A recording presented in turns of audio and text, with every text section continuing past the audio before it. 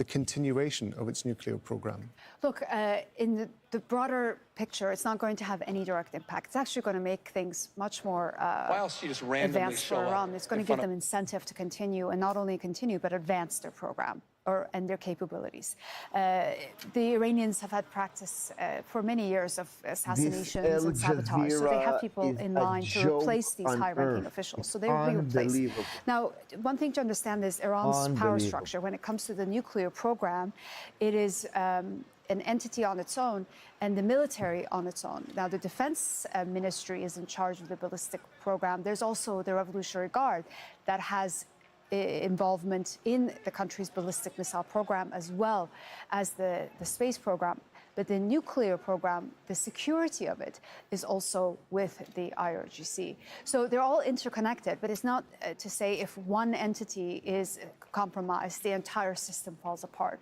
It doesn't work like that. And the Iranians have had practice for a long time, for 47 years now, ensuring that the system that they have put in place is solid and it can withstand these kinds of attacks. So these attacks that are continuing now in Iran do serve a purpose of actually trying to diminish or limit Iran's nuclear program, but also the assassinations are a message.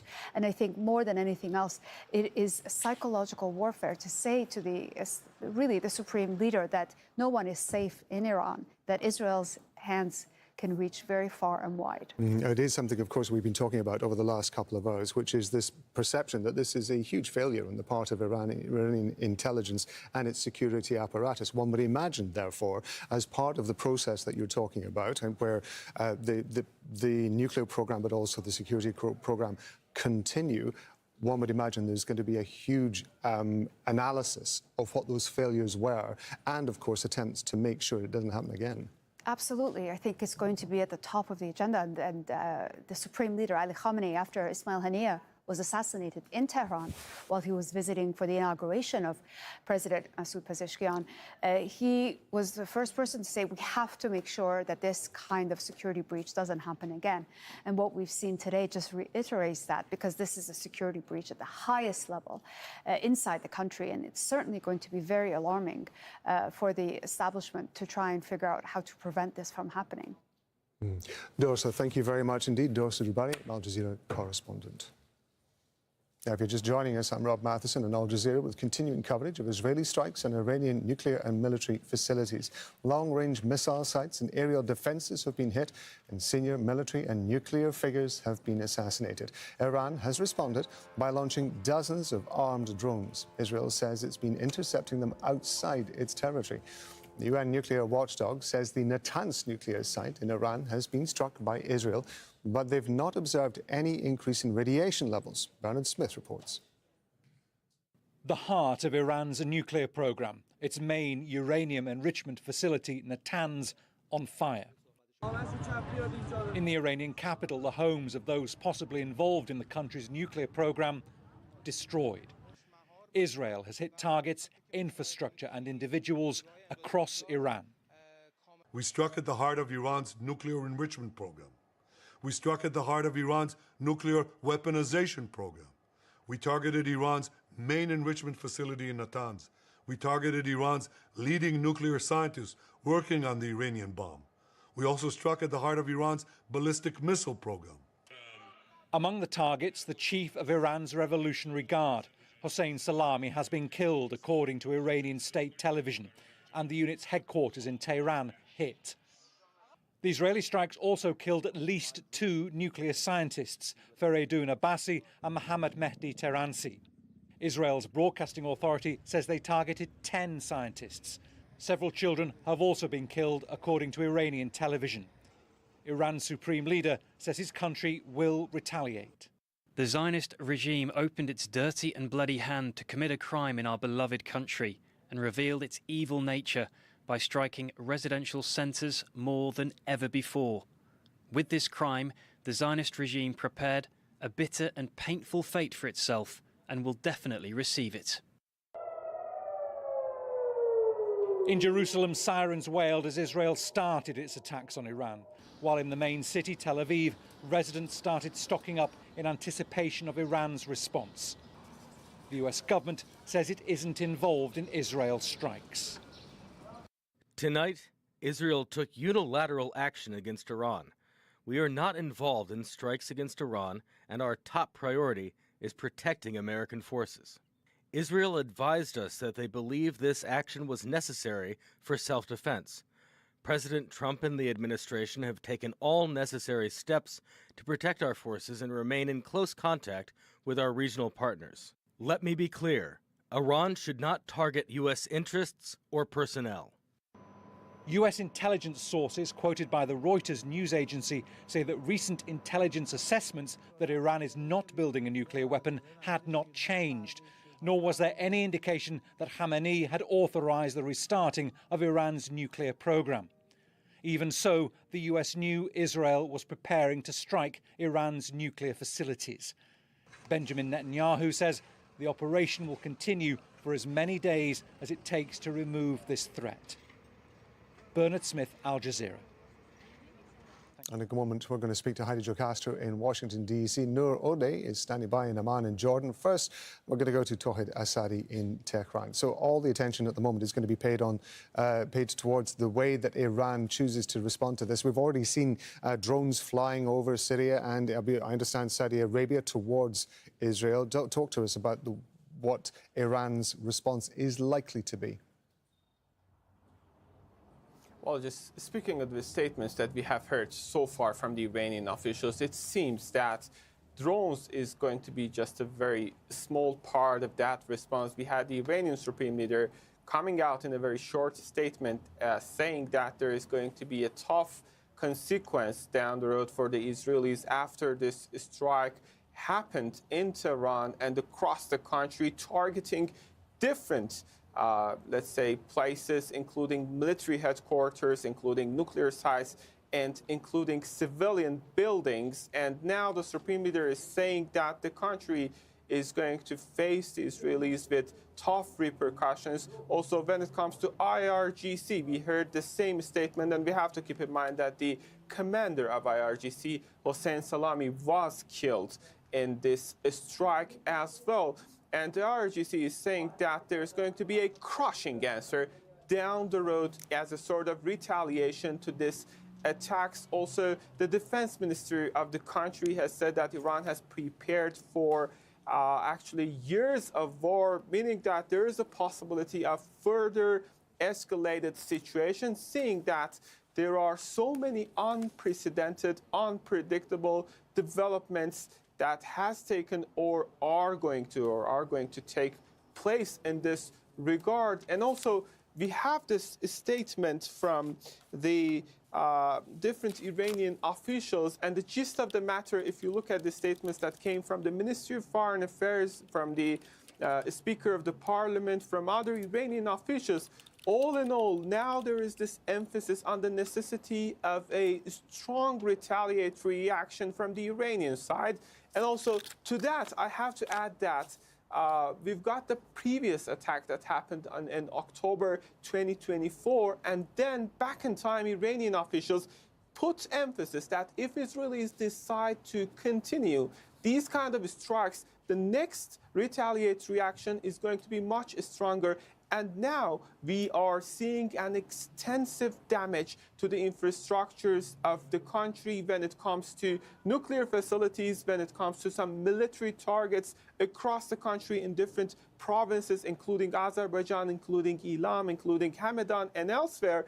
Now we see a very critically escalated situation that runs the risk of any potential scenario down the road. We're following the developments, we're following the statements that we hear from the Iranian side, and what we can say at the time being is that this is just the beginning, and Iran is going to continue this retaliation. This is one side of the coin. The other side of the coin is that from the Israeli sources, we are hearing that there is a possibility for further next waves and rounds of a strike, which is going to, again, further ramp up the escalation in between, and that runs the risk of dragging even the entire region into a full-fledged, all-out war scenario. So far, we know that the latest developments, if I may talk about that was that the supreme leader of the country announced that Abdurrahim Musavi is going to be the next chief of staff of the country, replacing Mohammed Bagheri, who was killed in this recent strike. Also, he said that Mohammed Pakpour is going to be the head or the commander of IRGC, the former commander of which Hossein Salami was assassinated in these strikes, added to top nuclear scientists, including Dr. Tehranchi, who was actually a president of Azad University, as well as Feridun Abbasi, who was the former head of the atomic organization of the country, as well as his deputy. All in all, we know that at least 6 important nuclear scientists have been killed. Military officials, in addition to those names that I gave you, have been either injured or killed. And now we're expecting a seriously tough, crushing answer coming from the Iranian side.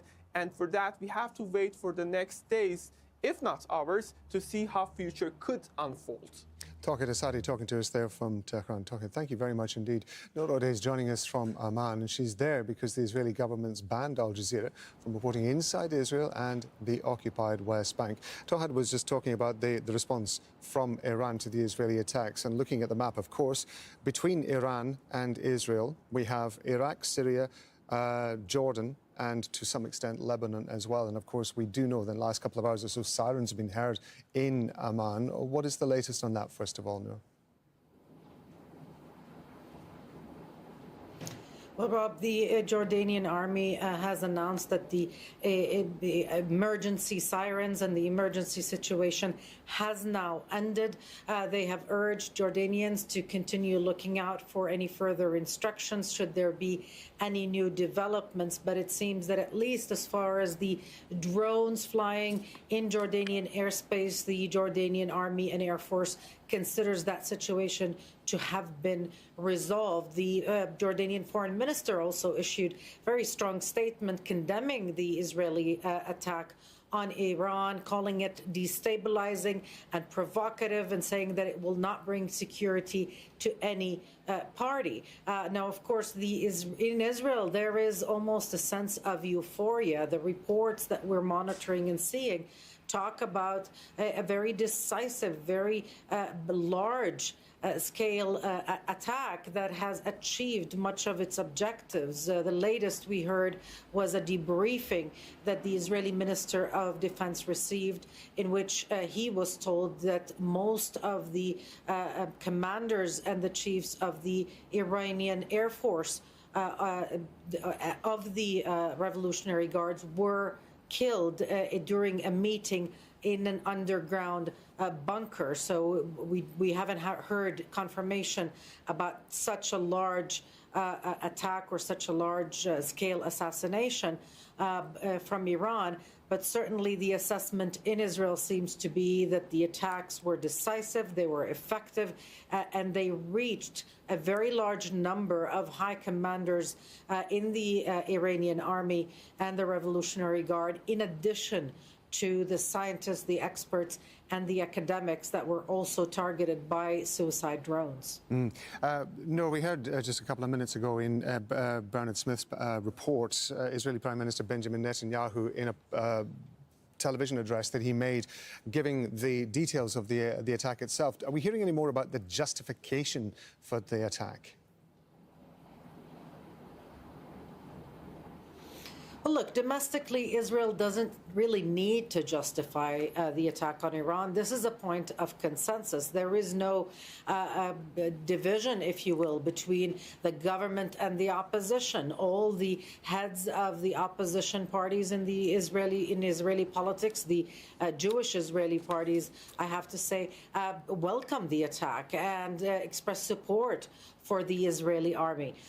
The public is anxious, of course, listening to the instructions, stocking up on food, but generally there is support for this. Internationally, however, and as we've been monitoring, the world is worried. The region is on edge, and Netanyahu wanted to paint this attack as not just justified, but inevitable, necessary. He said that this was a preemptive strike, necessary to protect Israel's national security, but also the interests of the United States and its national security, really focusing his message on Donald Trump, the U.S. president, showering him with praise, talking about the shared values, saying that Israel was carrying out this attack in defense of the civilized world. Of course, those are his words, not ours. And so for now, that is really the focus of the narrative, of the messaging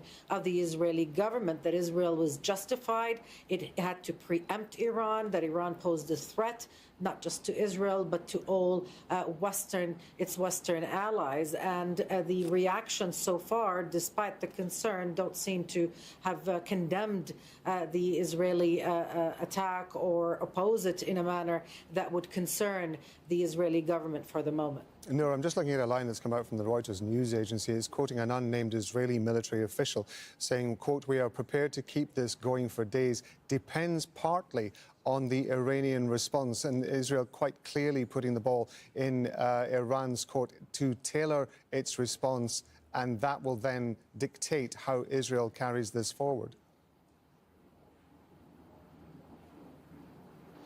Absolutely. I mean, from the get-go, as soon as those strikes started, and there were 5 waves of Israeli airstrikes, the Israeli government said that the public should prepare themselves for the long haul, that this could take up to 2 weeks. We're hearing that the Tel Aviv airport is perhaps not scheduled to go back and become operational for another 3 to 4 days. So there are preparations for this. Israel seems to have readied itself for a longer confrontation, but it is opening space, I guess, for a de-escalation if Iran would choose a seemingly self-defeating response by not responding to the Israeli attack. We saw those 100 attack drones launched. It seems that Israel has been able to thwart most, if not all of them.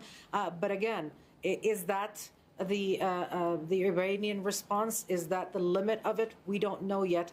And the hours ahead will tell us a lot more about what the future, at least the immediate future of the region will look like. Noor, thank you very much indeed. That's Noor O'Day talking to us there from Amman. Well, Heidi Jo Castro is joining us now from Washington, D.C. There's a lot of speculation about the role, or possibly lack of it, according to the White House, of the U.S. in this attack by Israel on Iran. We've been hearing, I understand, from U.S. President Donald Trump. What's he been saying? That's right. Trump told Fox News that the U.S. had no direct involvement in these strikes. That was repeated by his cabinet members. But he said that the U.S. was told prior that Israel was intending to do this. And we saw actions taken also in the days past, with the U.S. evacuating non-essential personnel from its embassy in Iraq, and also removing family members or giving them the options to leave in that region.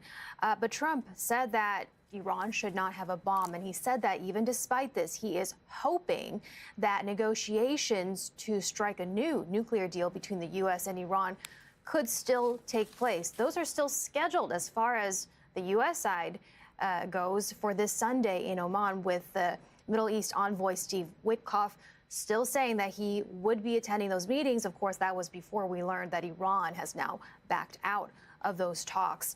And that is exactly the situation that Trump really didn't want. He was going for this diplomatic route.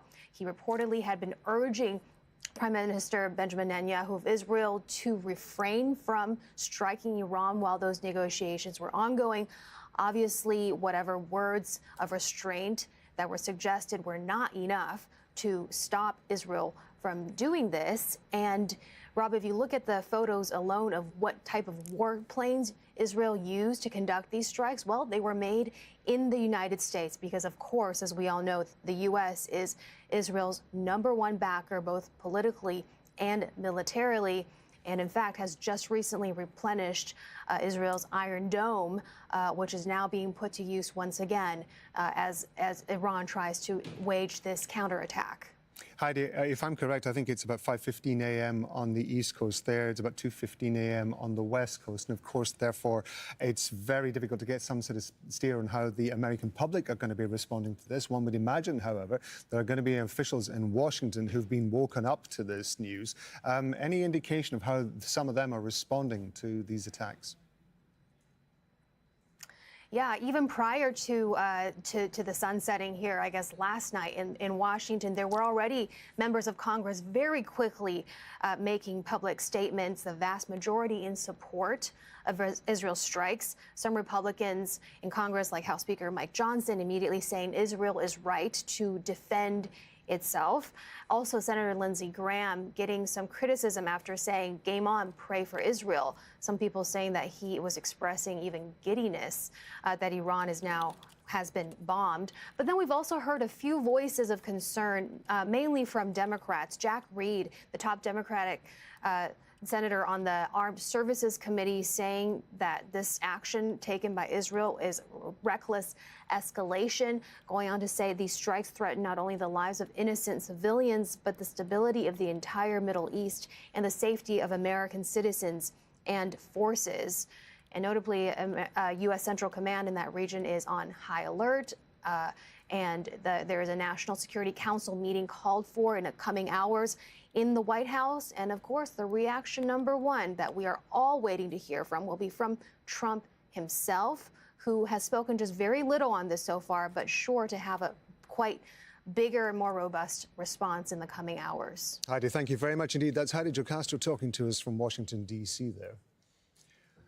Well, the International Atomic Energy Agency says it's in contact with Iranian nuclear authorities to assess the impact of areas that have been hit.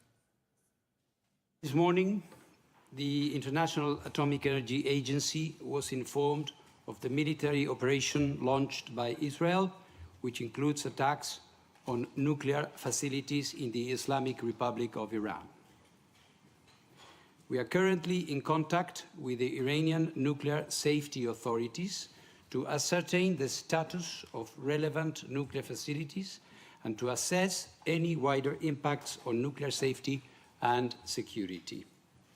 At present, the competent Iranian authorities have confirmed that the Natanz enrichment site has been impacted and that there are no elevated radiation levels. They have also reported that at present the Esfahan and Fordow sites have not been impacted. This development is deeply concerning. I have repeatedly stated that nuclear facilities must never be attacked, regardless of the context or circumstances, as it could harm both people and the environment. Such attacks have serious implications for nuclear safety, security and safeguards, as well as regional and international peace and security. Hashim Akhabar is live for us in Vienna, with the Board of Governors of the UN's nuclear watchdogs been meeting this week. Hashim, it was only 24 hours ago you and I were talking about the IAEA vote on the resolution that condemning Iran for not maintaining its responsibilities within its nuclear program. What's been the reaction there to these attacks on Iran? Rob, the attack has overshadowed the remaining of the day, which was supposed to be about different issues related to non-proliferation and stockpile of enrichment across different parts of the world.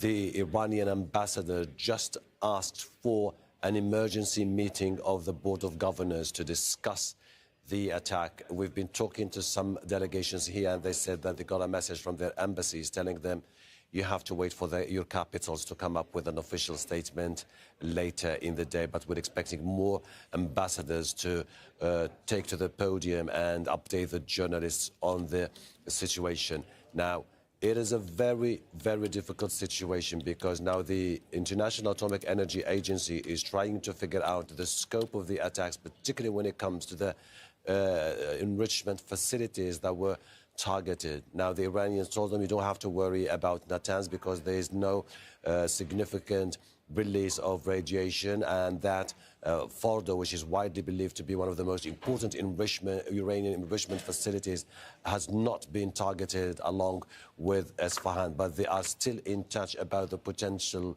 for what could happen next. Now, Grossi, the Director General of the IAEA, is saying now that he's willing to travel to Iran if needs be. But I have to tell you that this attack has dealt a massive blow to the potential for any rapprochement between the IAEA and Iran in the foreseeable future. We'll have to wait and see what happens in the upcoming hours, because there's growing anger in Iran, and its ambassador here has been furious over the last few days, and this attack could change many things on the ground. There are countries here which have said they are going to release statements backing the Islamic Republic of Iran. But the key players, the E3, along with the Americans and many other nations, have decided that to maintain a very careful tone when it comes to this. As you have seen, most of the European capitals, the Ursula von der Leyen, the President of the EU Commission, the Belgian Ministry of Foreign Affairs, Finland Ministry of Foreign Affairs, Kaja Kallas, who is the High Representative for Foreign Affairs for the EU, calling for restraint and calling for an end to the attacks, because their biggest concern is a tit-for-tat that could further develop into a major military confrontation in the region, where also one of the big things which is now closely monitored by IAEA's inspectors is the potential for a massive target of any nuclear reactor or any enrichment facility that could lead to massive release of radiation that could have a massive impact not only on Iran but also on neighboring Gulf nations, which have been over the last few days asking for restraint, and this explains the messages that you saw coming out from most of the capitals in the Gulf region. Hashim, thank you very much indeed. Hashim Akhabara there talking to us from Vienna at the IAEA headquarters. Eli Kanumaya is Deputy Director of the Middle East and North Africa Programme at the European Council on Foreign Relations. She's an Iran nuclear policy specialist. She's joining us live from London. Thank you very much indeed for being with us. We heard earlier on that Israeli Prime Minister Benjamin Netanyahu saying that the purpose of this exercise was to, as he put it, decapitate Iran's nuclear programme. For what you understand of the structure of the nuclear program and what targets have been hit, we're obviously still trying to get more information about that. Has Israel achieved what it claims it set out to achieve? Good to be with you. The Israelis have said that this is the first phase of a multi-layered military campaign against Iran. So this first phase, I think, was a big shock and awe, because it was accompanied by assassination of senior Iranian commanders and scientists. There's an anticipation that more is to follow, but we know from years of assessment that there is no military solution to bomb Iran's nuclear knowledge away. The Iranians have now widespread and dispersed knowledge of nuclear enrichment cycle. The more that the Israelis bomb, more likely that the Iranians will just build deeper underground and actually restrict the access and intelligence that the IAEA have regarding what's going on to the ground. So I think this will be very counterproductive. If Israel is truly after restraining Iran's nuclear program, there's one way to do this, and this was the diplomatic pathway that Benjamin Netanyahu has now derailed. I want to ask you, given your experience and your understanding of Iran's nuclear program, and also the length of time over which it has been happening, is it perhaps surprising that more of Iran's facilities are not buried further underground than they already are? I understand from our correspondent, Dossa Jabari, who spent a lot of time in Iran, that, for example, Natanz, albeit that a significant proportion of it is underground, there's still a lot of it above ground, and that makes it a viable target, at least as far as Israel is concerned. Yes, look, I mean, this is a really delicate dance that Iran has had to play, because it wants to have a civil nuclear program, but it also wants to build confidence in that program by not hiding its facilities and building them deeper underground. But over the years, it has been forced to do certain elements. And my estimate is that this wave of attack and the future ones will change the nuclear doctrine of Iran, potentially very dangerously so. We were just talking earlier to Hashim Al-Khabara, our correspondent in Vienna, who's at the IAEA, a meeting that's going on there. And of course, I'm sure you're aware yesterday, 24 hours ago, the IAEA passed a vote criticizing Iran for its lack of transparency over its nuclear program that you just alluded to there. Had Iran, do you think, been more transparent about its nuclear program earlier, would it be at the situation that it is facing at the moment?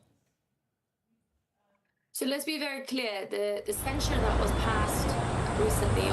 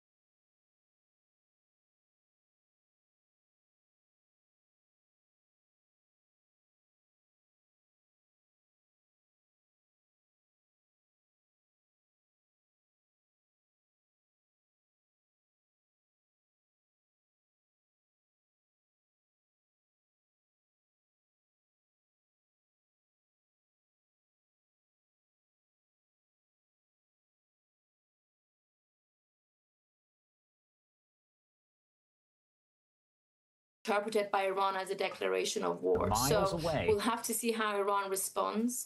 But I think right now, the Omani mediated talks will go into hiatus period, but it will be very, very critical, especially for countries like Saudi Arabia, Qatar, UAE, to use their high-level access to White House and Tehran to try and bring the two sides back to the negotiating path. Eligam is from the European Council on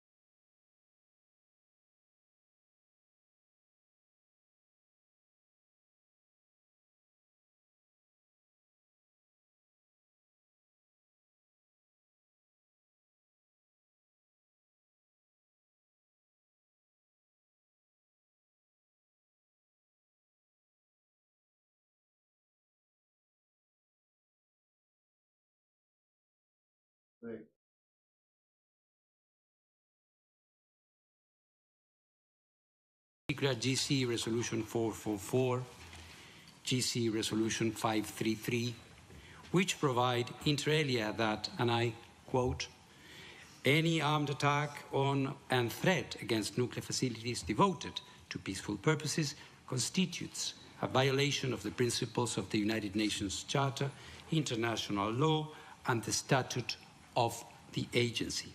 Close.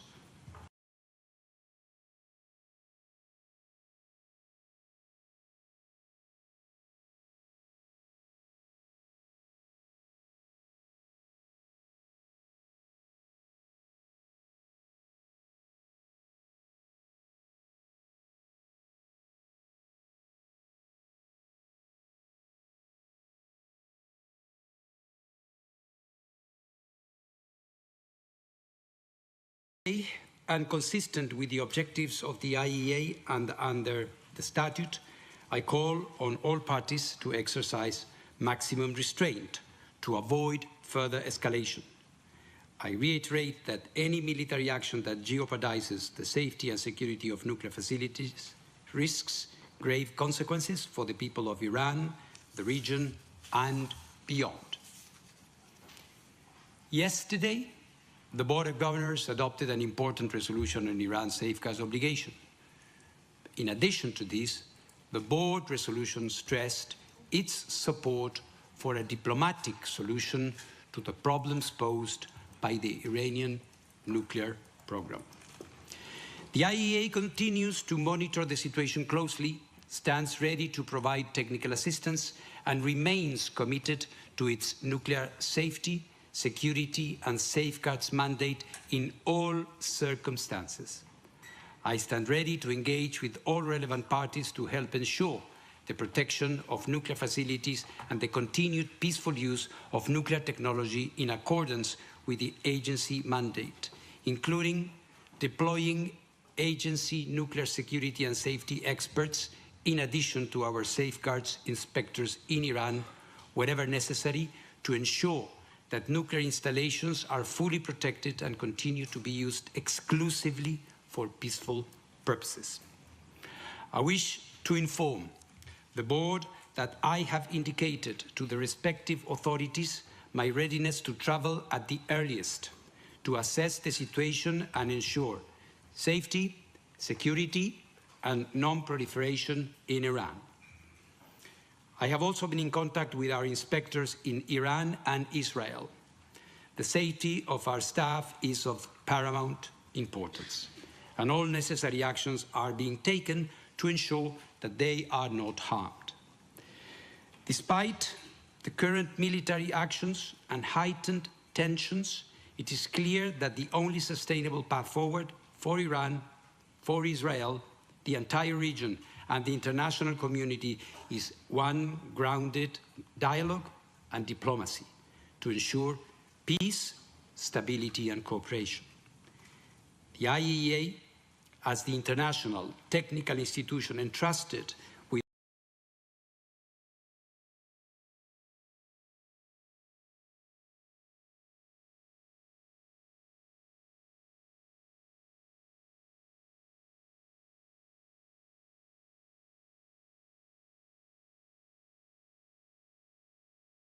Ori. Israel's President Isaac Herzog is quoted as saying the attack was launched to, as he put it, neutralize an immediate and existential threat. Iran, of course, saying that there was no immediate threat. What do you make of the timing of this attack? First, let me say that there's no indication that President Herzog's statement is correct in any way. It does not fit in well with the reality of negotiations open between the United States and Iran. פה הסכם גרעין חדש שמחמיר את התוצאות של מה שראינו ב-2015, ולכן אין פה מנהיג אחר. כי הגדולה של נתניהו זה לא רק ללכת עם מנהיגים שהוא מסכים איתם, זה להיות מסוגל להחצין. Nothing imminent, nothing inevitable. The timing, I think, is a combination of domestic and foreign political reasons, mostly domestic. I would say that the single biggest factor has to do with an attempt to divert global attention from what Israel is doing in Gaza because Israel, with the fiascos and the massacres of the GFH centers, has reached pretty much the end of its rope, has exhausted its options. And moving to Iran provides Israel with a chance to see whether the international community will still rally behind Israel, or if it does not.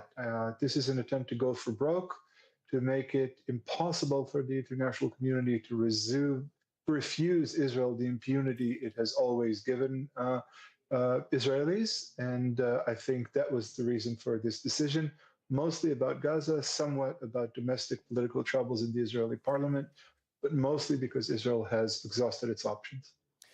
We're getting reports that Israel is carrying out additional attacks. We understand that one of them at least has been hitting the city of Tabriz, and it appears that those attacks are continuing. It seems as though Israel is not waiting to see or kind of assess what kind of reaction Iran is supplying. We know that Iran, of course, has been launching drones towards Israel, but it does seem as though Israel intends to carry on these attacks over a longer period of time. What's your sense of what you're getting from where you are about how long Israel is prepared to keep this going? I wouldn't commit to a number of hours or days, but certainly the second or third wave is now being carried out. I would assume there would be a few more. I think this demonstrates my theory about Israel going for broke. Israel doesn't have another opportunity to strike Iran. Once Israel has committed to doing so, now it is all or nothing. And it's not all or nothing in terms of eliminating Iran's capability for utilizing its ballistic missile option or a potential nuclear option. It's all or nothing in the sense of can Israel get away with this? תומר בר הוא המפקד כרגע, וגם שלומי בינדר, יש לי על כל אלה ביקורת, ואנחנו נשאל את השאלות על 7 באוקטובר, אבל על 13 ביוני אנחנו נוריד את הכובע. יש גם משהו מתסכל באירוע הזה, ואני אגיד לכם מהו. שאתה יודע למה היינו יכולים לעשות אז אולי. לא, שאני מסתכל על מה עשינו לחיזבאללה, ומה עשינו לאיראן, ומה קרה לנו מול חמאס. זה בדיוק אני... ואני אומר לעצמי, אנחנו פחדנו מחיזבאללה, ופחדנו מאיראן, ולכן נערכנו...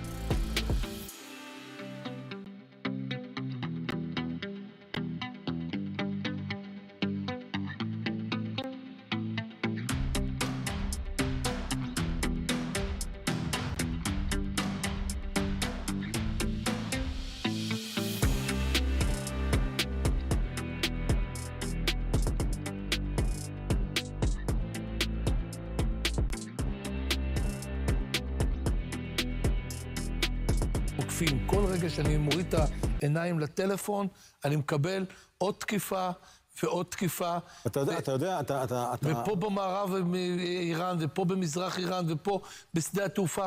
ושים לב, זה מאות מטוסים. אבל אני רוצה להקביל בנקודה אחת מאוד מעניינת, כי המנהיג שלנו כאן, ראש הממשלה בנימין נתניהו, נמצא שעות לפני התקיפה הזאת בכותל המערבי, שאנחנו רואים שם ביקור עם חבר מילר, אנחנו מסתכלים על זה אחרת, שהוא הראש שלו, הוא יודע בדיוק מה הוא עושה שם במקום הזה ומה הוא חושב באותם רגעים, עם פתק של בסייעתא דשמיא, כמו שאמרנו, תאריך עברי, ואני מקביל את זה ברדוגו ונועם לחיילים שלנו שנלחמו עם ציציות והניחו תפילין והכל. יש כאן הבנה של מה באמת מוביל אותנו. כולם, גם היום בסרטון שנתניהו שחרר, שהוא הקליט שם מהבור, הוא סיים אותו בעזרת השם. אתה יודע, הוא כתב, נתניהו בפתק, והוא התעטף בטלית, אני מקווה שאני אשלח את התמונה שאשים אותה, הוא רשם בפתק שלו, וראינו את זה כולם, הפתק הזה כבר ויראלי, אין עם כלביא יקום. אתה יודע מה מפרש על זה רש"י במקום? הוא אומר ככה, כשהן עומדים משנתם שחרית, הם מתגברים כלביא וכארי לחטוף את המצוות, ללבוש טלית, לקרוא שמע ולהניח תפילין. זה עם ישראל בעניין הזה, ולכן התמונה, זאת אומרת, זה דבר הזייתי כזה, שנתניהו הרי מתעטף אחר הצהריים בטלית, זה לא דבר של מה בכך, אלא אם כן אתה חזן שעובר אצל התיבה, אצל האשכנזים בכלל. והוא עומד שם בכותל ומתעטף בטלית, זאת אומרת, זה ממש פירוש רש"י למקום הזה, וכותב את ה"הן עם כלביא יקום", והדבר הזה, בוא נגיד, צור ישראל וגואלו. אתה יודע, אנחנו עצרנו בזמנות הפיתוח של הלוי. נכון. ובסוף אנחנו היום... ראש הארץ. בוא, אז אני הייתי חוזרת בשעות האלה לנאום של נתניהו בקונגרס ב-2015, כשהוא נלחם בשיניים, בציפורניים, לעצור את הסכם הגרעין. במפה והפצצים לא, בקונגרס האמריקאי, כשהוא מגיע לקונגרס האמריקאי, ערב בחירות בבית הלבן, ובחירות במדינת ישראל, ונואם שם, ואומרים לו, אתה משסה, כן, את הציבור שלנו, ומפריד בין ישראל ואמריקאים, ופוגע בברית ההיסטורית. תראה מה הוא אמר להם ב-2015, לפני 10 שנים, הוא אומר, אני ניצב כאן בוושינגטון הבירה, וההבדל הוא כל כך חד. המסמך המכונן של אמריקה, מדבר אותם על אמריקה, ואז, ושעה שמדינות מתפוררות ברחבי המזרח התיכון, איראן נכנסת לתוך החלל כדי לממש זאת הלכה למעשה. שכירי החרב האיראנים בעזה, חסידיה של איראן בלבנון, משמרות המהפכה שלה ברמת הגולן, לופתים את ישראל בשלוש זרועות טרור, בגיבוי איראני, אסד טובח בסורים, בגיבוי איראני, המיליציות השיעיות משתוללות ברחבי איראן, בגיבוי איראני, החות'ים משתלטים על תימן. כל זה אומר ב-2015, כשזה רק קורה, מזהיר את כל העולם ההשתלטות של למלא נפט, וכל מה שהיא עושה ב-30 ומשהו שנים האחרונות. איראן החזיקה עשרות אמריקאים בשבי טהרן. Al Jazeera's correspondent Dosa Jabbar is joining us here in the studios. We're starting to get a wave of condemnation of the Israeli attacks. Qatar has condemned it. The UAE has done it. Saudi Arabia as well. Also, NATO Chief Mark Rutte, they're warning that there has to be a de-escalation because we have to remember, of course, this is happening at a time of tremendous tension in the region. Certainly, the Board of Governors at the IAEA passed a resolution censoring Iran for non-compliance, the first such measure in over 20 years. So things were moving towards the international community putting pressure on Iran to become more transparent about its nuclear program. They had the head of the IAEA, Rafael Grossi, had said that Iran wasn't forthcoming with certain technical questions that the agency had about undeclared material at facilities that were not registered as nuclear sites. So there's been a lot of pressure on Iran during this period to basically become more transparent. And Iran said, look, we are giving you answers. You don't have any right under the Non-Proliferation Treaty and the Safeguard Agreement that Iran signed in the early 2000s. The IAEA, the agency, has a right to inspect declared sites. It doesn't have a right to go into all the military facilities or wherever they want to. And Iran said, we're basically abiding by our end of the deal. It is the Western countries that, since the U.S. left that nuclear deal of 2015 in 2018, they haven't upheld their end of the bargain. And that is why, step by step, we're reducing our commitment to that agreement as they saw it is their right, which is why we're now at 60% enrichment levels. And one of the places that was happening is Natanz, which is now pretty much destroyed, according to all accounts we're getting. So the Iranians had said, look, we want to have an agreement, but it has to be beneficial for us. And one of the main things they wanted was sanctions relief. Iran's economy has been severely hit as a result of facing international financial isolation for decades. So we were at a very critical juncture where there could have been a rapprochement. The Trump administration saying they wanted a deal. They didn't want this scenario that we're seeing now happen. עוד משהו, אני בתור אדם שלא הסתיר כאן את זה שהוא היה מאוד מאוכזב מהחודש האחרון בהתנהלות המדינית של נתניהו. קראנו את הציוצים שלך, ולא הגבנו לך. והם היו נכונים לשעתם, מה שנקרא. בוא נגיד ככה, דיון משפטי עכשיו. אם כבר פתחת את זה, אז הם גם לא היו נכונים לשעתם. אבל תמשיך. נכון, נכונים לשעתם. הוא לא למדתי יפה מרדוג, אז דברים יפים להגיד. זה הפוליטיקאי. אני כאן עכשיו להיות הסמן. אבל אני כאן להיות הסמן. חברים, אנחנו התחלנו במלחמה. התחלנו היום במלחמה. רגע, בואו נעשה סדר. התחלנו היום במלחמה. לא, זה מצווה גדולה להיות בשמחת המת. אני דוגל בזה ואני חי את זה. אני דבר אחד בתור הצעיר שכאן בחבורה, ראש הממשלה היחיד כמעט והוא הבטיח... כנראה ושגם תכיר. ושגם אני אכיר, כנראה. אני מקווה להמשיך לחיות ושלכולם יהיו חיים ארוכים. בכל מקרה, הוא הבטיח לנו שני דברים כשהוא חזר בקדנציה הזאת, זה לא יהיה נשק גרעיני לאיראן ושיהיה נורמליזציה עם סעודיה. אם זה מה שמושג כאן בימים הקרובים, זה החזון של נתניהו, זה מה שהוא הבטיח גם לדור העתידי כאן בישראל. אנחנו ראינו לאן המדינות באזור כאן יכולות ללכת, ואם ישראל תהיה מעורבת במהפכה כאן של הבינה המלאכותית ושל טכנולוגיות אחרות, זה מה שמבטיח את העתיד שלנו, בין היתר גם על ידי הסרת האיום הגרעיני, אבל גם ההבטחה שלנו שאנחנו חלק מהאזור הזה, אם אנחנו הולכים לשם, זה אירוע משמח מאוד. צריך להגיד בעניין הזה, זה בסדר לטעות, לאף אחד אין יכולות ניבואיות, אבל צריך לדעת גם לפתח טיפה יותר סובלנות. באסטרטגיה, במדינאות, זה תהליכים ארוכי טווח. גם את המשטר הנאצי לא הפילו בחודש וגם לא בחודשיים. מלחמות אמיתיות, שיש להם הישגים אמיתיים, לוקחות זמן. אני רוצה שכל החבר'ה בטוויטר שמקללים אותי כבר 3 ימים יראו את זה, הנה, אני מוכן להודות בטעויות. טוב, נועם, יש לנו איזו הודעה של דובר צה"ל, נכון? כן, לא, זה דובר צה"ל מוציא תיעודים של מטוסים בדרך ליירט את אותם כלי הטייס. נזכיר לצופים שלנו, 100 כטב"מים שוגרו לפנות בוקר לעבר מדינת ישראל. כן, אפשר לראות את התיעודים ברקע, כן, תעלו לנו אותם, תעלו לנו. רובם הגדול, תכף נדבר רגע על התמונות ברקע, רובם הגדול יורטו, חלק מהם התפרקו בדרך. מה שאתה רואה ברקע כרגע זה התיעוד משדה התעופה בטיבריס, שלהבנתי על פי הדיווחים הושמד סופית. יש תיעוד נוסף, לא זה, אחר, משירז, דרום איראן, שם על פי הדיווחים מותקף מפעל לייצור טילים בליסטיים. זה גל התקיפות בעצם השישי שאנחנו יוצאים אליו, והוא מייצר פה באמת... אולי צריך לומר, כי דיברנו על זה, ואני לא זוכר אם דיברנו על זה באולפן או בחוץ, למה עוצרים את הגל תקיפות, וגם להגנה, וכטב"מים והכל, אבל יש גם עניין שאתה לא הכל יודע מהיכן יורים, ולפעמים אתה רוצה שיצאו החוצה כדי לראות אותם, לזהות ואז לתקוף. אולי זה חלק ממה שקרה כאן בדיוק עכשיו. בן, מה אנחנו עוד יכולים לעדכן, מה שאתה שומע?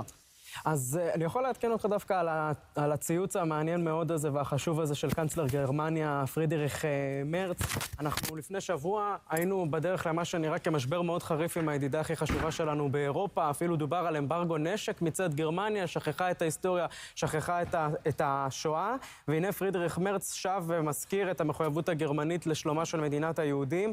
הוא מאשר שהראש הממשלה נתניהו אכן עדכן אותו בשעות הבוקר על ההתקפה שעומדת לצאת לדרך, והוא אומר, ממשלת גרמניה הביעה שוב ושוב את דאגתה בנוגע לתוכנית הנשק הגרעיני המתמקדת באיראן במשך שנים רבות. איראן איימה להאיץ שוב את העשרת האורניום. תוכנית גרעין זו מפירה את הוראות אמנת אי הפצת נשק גרעיני ומהווה איום חמור על האזור כולו ובמיוחד על מדינת ישראל.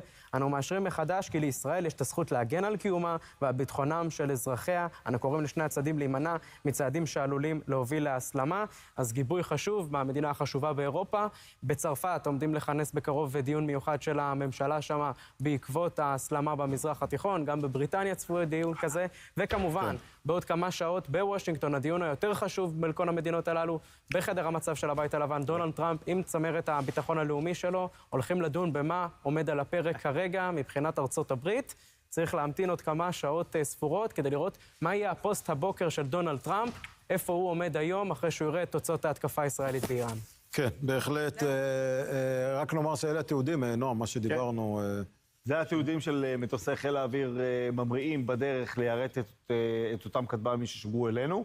חיל האוויר מדגישים שגם ברגעים אלה נמשך היירוט, כלומר, אם אנחנו מתרגמים בין השורות, הם לא ירטו את כל 100 בבת אחת, הם שיגרו אותם, בכמה גלים, ואנחנו ממשיכים לפעול כדי ליירט אותם בדרך לשטח מדינת ישראל. פיקוד העורף מדגיש, והיה וחלילה אחת מהמערכות, המטוסים, מערכות ההגנה, יפספסו וכלי טייס אכן יעשו את דרכם לשטח מדינת ישראל, תינתן התראה מספיק זמן לאזרחים במקום שהכטב"ם עלול להגיע לאזורם, התראה כמו שאנחנו יודעים לקבל בשעת חירום. כן, בואו נעשה רגע קפיצה לתל אביב, מילן עמר שם נמצאת. מילן, שלום. שלום בועז, צהריים טובים וברוך השב. אז אנחנו נמצאים בתל אביב, אנחנו נמצאים בכניסה לדיזנגוף סנטר, וכל מי שמכיר את המקום הזה בימי שישי יודע שבדרך כלל יש כאן פקקי תנועה, עומסים בכניסה, כל החנויות פתוחות, אלא שהיום בעקבות הנחיות פיקוד העורף, מה שפתוח כרגע בתל אביב זה רק חנויות פארם ורשתות מזון כמובן, אבל האווירה היא שונה. אם אתה זוכר בועז, ב7 באוקטובר אנחנו נשארנו לישון בערוץ, הייתה אווירה מאוד מאוד קשה. האווירה היום היא אווירה אחרת, אווירה שישראל סוף סוף עברה מהגנה להתקפה. כן, אבל צריך עדיין לקחת בחשבון שצריך להבין שאנחנו לא יכולים לנוח תחת זרי הדפנה, יש עוד דרך ארוכה לפנינו, הארסנל האיראני הוא גדול מאוד, ואנחנו צריכים להיות קשובים לפיקוד העורף, זה הדברים החשובים מלן, אבל אפשר לומר לכן אני אומרת, אם תראו את ה... כן. כן, אני שומע. אני איתך. אז לכן אמרתי שהכבישים בתל אביב היום ריקים, מי שרוצה לבוא